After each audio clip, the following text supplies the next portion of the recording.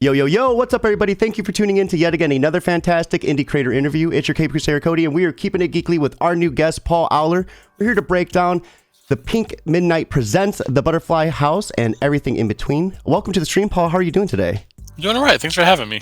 Yeah, absolutely. We're talking a bit backstage, and man, I gotta say, you have been involved in a big chunk of my childhood, from Power Rangers, Samurai Jack, Teenage Mutant Ninja Turtles, G.I. Joe, and everything. Man, that had to have been such a dream. Yeah, it's been pretty wild. I mean, if I go back and tell my childhood self, just the Ninja Turtles alone, you know what I mean? Yeah, it's been incredible. Yeah, I think everyone had one of those big throw Ninja Turtle blankets growing up as a kid, right? Paul, how did you get into creating comics? What was some of your very first steps into creating them? Yeah, I actually started reading comics pretty late in life. I started reading comics in my late 20s when a coworker got me a comic book in our Secret Santa gift exchange at work. Mm-hmm. And I kind of realized that it was a medium that I thought I would do well at writing-wise. So I kind of started reading and writing comics at the same time. So I spent years just banging out comic scripts on my own, just kind of trying to practice the craft, reading them, honing it, all that. And a turning point came when I took a class through Comics Experience, their Intro to Writing class, which actually I teach that class now that I took 12 years ago. Comics Experience, which is run by Andy Schmidt, who's a former editor at IDW and Marvel.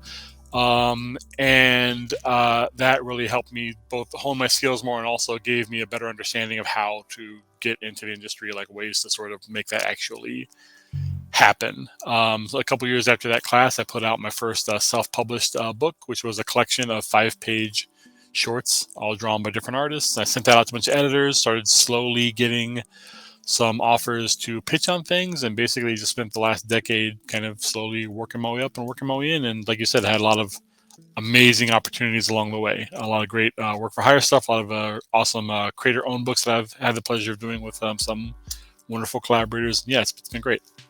That is so remarkable, man. Holy crap. Did you have any writing experience beforehand? Were you doing any maybe short stories or anything? Yeah. Oh, yeah.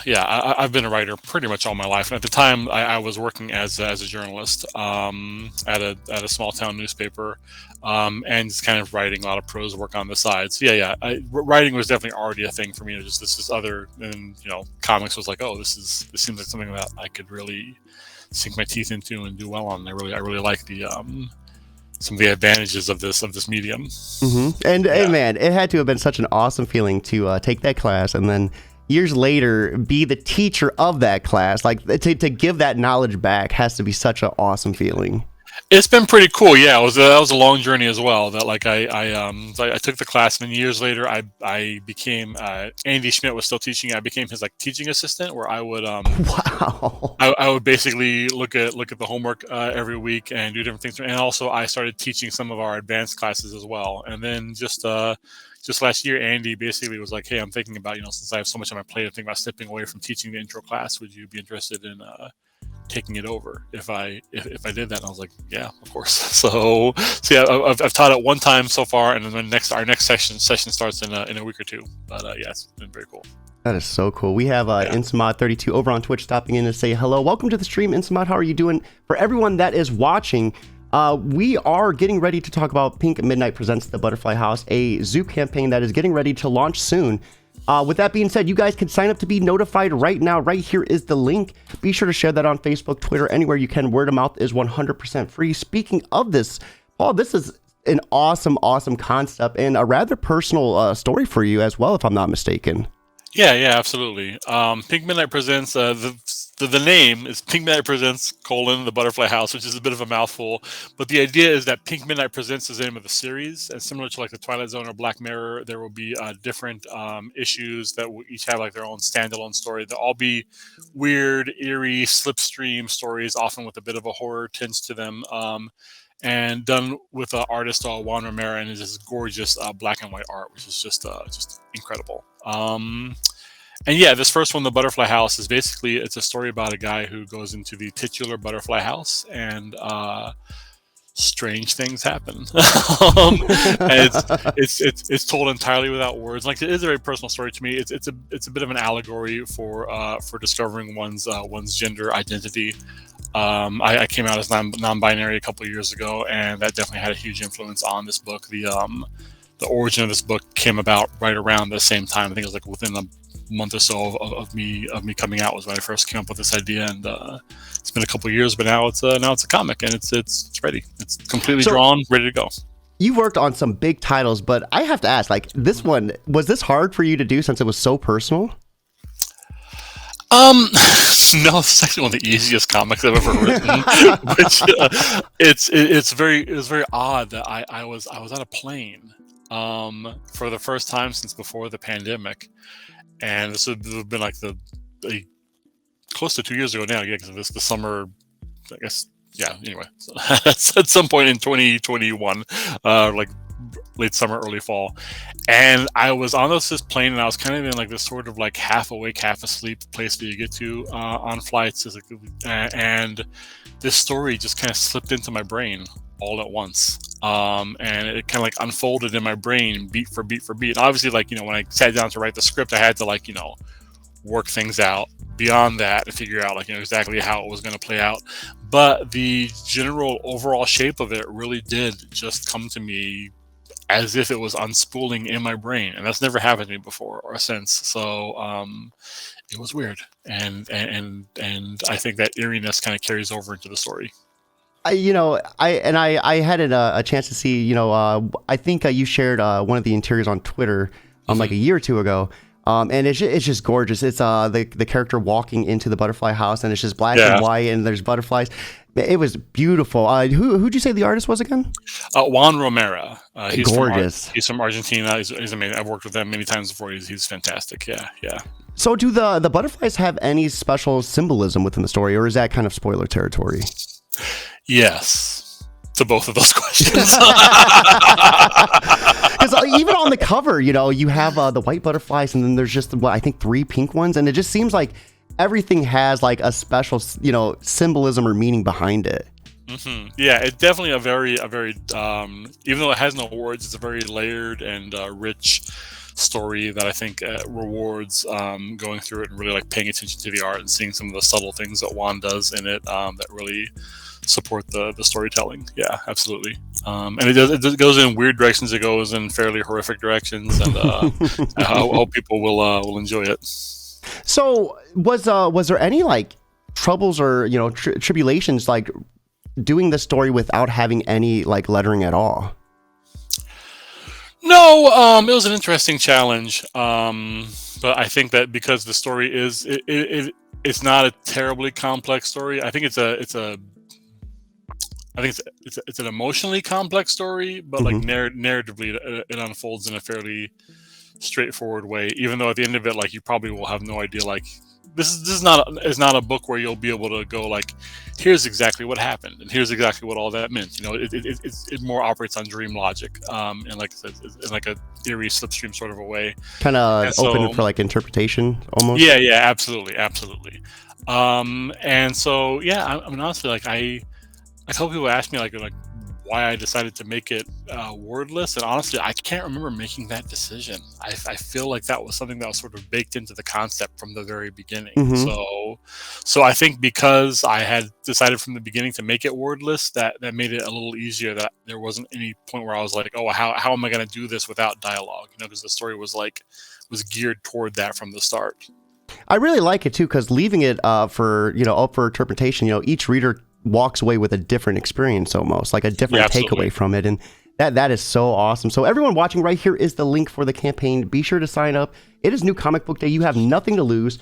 Speaking of that, what are some of your favorite tiers that we can expect when this does go live? Like any cool reward tiers that off the top of the head? Yeah, we do have some cool stuff.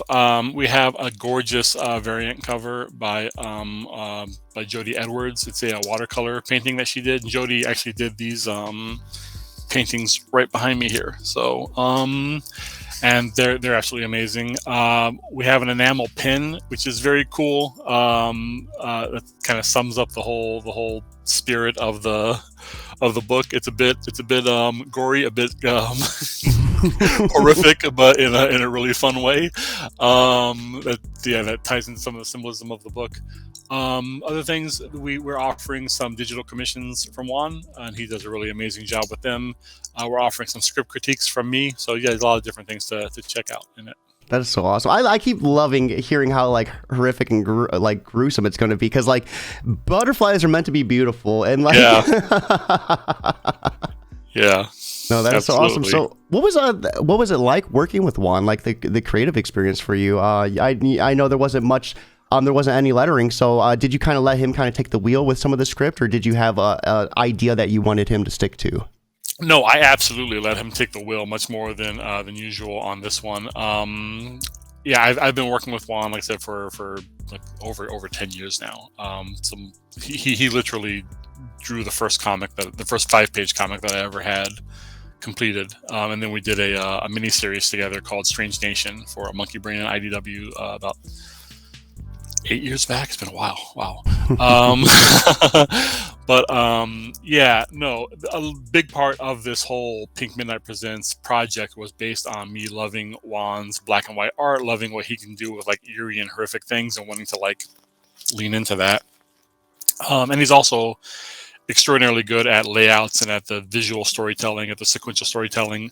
So with all that in mind, I actually wrote the script Marvel style, which I had very rarely done before, where I just basically told him what I'd like to have on it, page by page. And it was interesting because like I found myself sort of in some places writing it like in a panel by panel manner anyway, because I would have a page with like 5 short paragraphs on it, and I realized they were like basically correspond to panels. but you know, writing it that way really gave him the freedom to like step away as much as he wanted, and to really but other pages really were just a block of like, here's what happens, and leaving it up to him to do that layout. And I'm so glad. I talked to him about it beforehand, like, you know, would you be cool doing it this way? Would that be? And he was like, yeah, heck yeah. So he just did a really amazing job with this. Yeah, it definitely did lean very heavily into his collaboration on this. Yeah. Oh, that is so awesome. So, you know, we have Pink Midnight Presents as well. So this is the first story from that. Can you give us a little bit about what Pink Midnight Presents is? Yeah, basically it's just a series of stories that'll all be Juan, or all be with black and white art. They won't all be wordless like this one is. That's just this first one, but they'll all exist in sort of that weird slipstream space of storytelling. When I say weird, like a lot of times when people say weird, they really mean like wacky or eccentric. Like, you know, it's vampires on Venus. It's weird.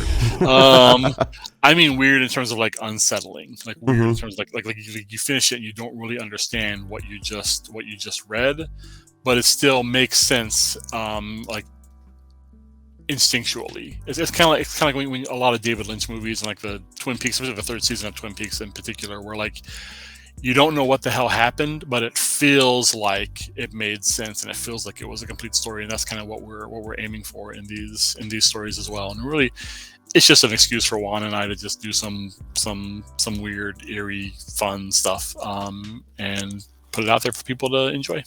Man, that sounds like so much fun. Thank you so much, Paul, for swinging by.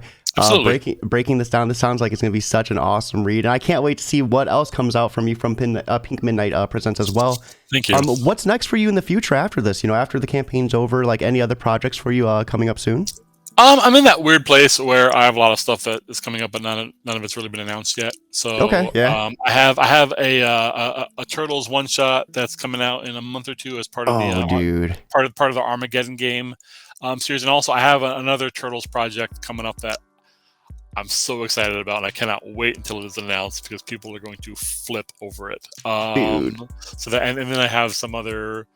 I have a superhero book that should be announced in a few months that I'm working with some folks on. That it's very also definitely not what you're expecting when I say I have a superhero book coming out. So I think that'll be really really exciting and fun when that gets announced as well. I think people will be very excited about that. So how are you feeling about getting behind the Teenage Mutant Ninja Turtles again? That has to be such an awesome feeling. Oh, it's great. Yeah. It felt like it felt like revisiting some old friends. You know what I mean? Mhm. Because I did a ton of turtle stuff earlier on in my career. It's been like 3 or 4 years since I've done much in that universe now, and so yeah, getting back into that has been fantastic. It's like, oh yeah, these guys, I remember them. They're fantastic. Things have changed a little bit. There's a fifth one now. She's awesome. But Mhm. yeah, it's really cool to get back into that. Yeah. That is so cool. Paul, before we let you go, I always love ending the show on a strong note. And I think as a teacher, you can appreciate this too. I always love asking for a piece of advice for anyone who might be new to the industry, whether it's writing or doing the art or anything in between. So for anyone out there that is struggling, just getting motivated to go, what advice would you have for them to help them get started? You just don't put too much pressure on yourself. You know what I mean? I mean, just write when you can write, when it works for your life, and don't listen to people who are like, you have to write every day, because you might be facing personal challenges, you might be facing mental health challenges that make that difficult for you. So just do what you can when you can, and don't expect things to unfold on any kind of a certain timeline, because comics does not respect your planned timeline. Mhm. So yeah, I guess just do what you can and have fun, and you'll get there. We have Instamot 32. Very great advice. Yes, that is some awesome advice. And I mean, keeping your mental health in check is like important. Like that's what keeps the engine running, right? You got to make sure that's well maintained so you can keep pumping it out. Everyone that is watching, here is the link. Be sure to get notified one last time. It is New Comic Book Day. You do not want to miss out on this awesome story. Paul, thank you so much for swinging by. Everyone watching, I hope you have a lovely Wednesday, but most importantly, guys, keep it geekly.